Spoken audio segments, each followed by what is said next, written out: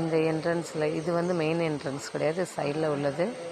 இது வழி அப்படியே இறங்கி போனோம்னா கீழே வந்து ஆரியங்காவ் ஐயா இருப்பாங்க. நாங்கள் வந்த டைமிங் பார்த்திங்கன்னா 2:45.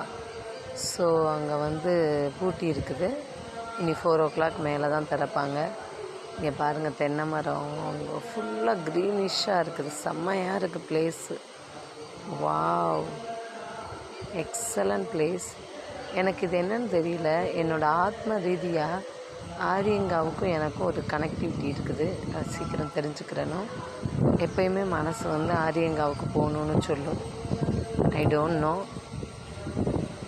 இதுதான் என்ட்ரன்ஸ்.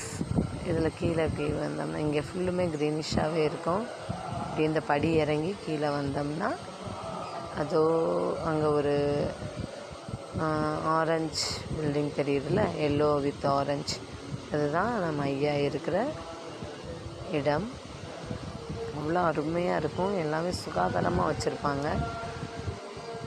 பாருங்கள் எவ்வளோ அருமையான இடமா இருக்குது. சாரி, கொஞ்சம் ஷேக் ஆகுது.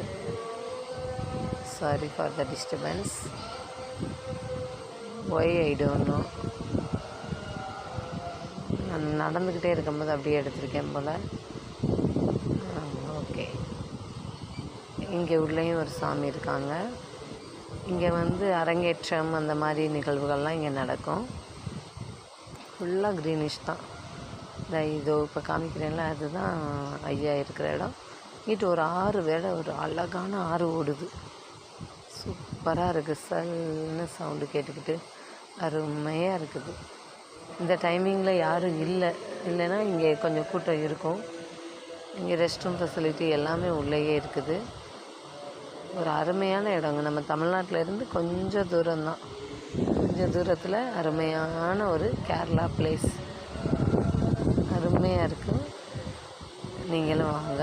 பஸ்லேயே வந்துடலாம். தென்காசியிலேருந்து நாங்கள் வந்தோம். அருமையான இடமா இருக்குது. ஆறு எப்படி ஓடுது பாருங்கள்.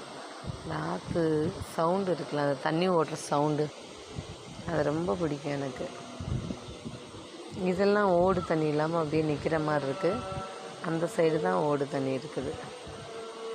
இதுதான் அந்த கோவில் சொன்னேன்ல, இப்போ திறக்கலை. ஆனால் உள்ளே சூப்பராக இருக்கும். திறந்தாங்கன்னா ஜென்ஸ் மட்டும் தான் உள்ள வரைக்கும் போய் கும்பிடுவாங்க. பாய்.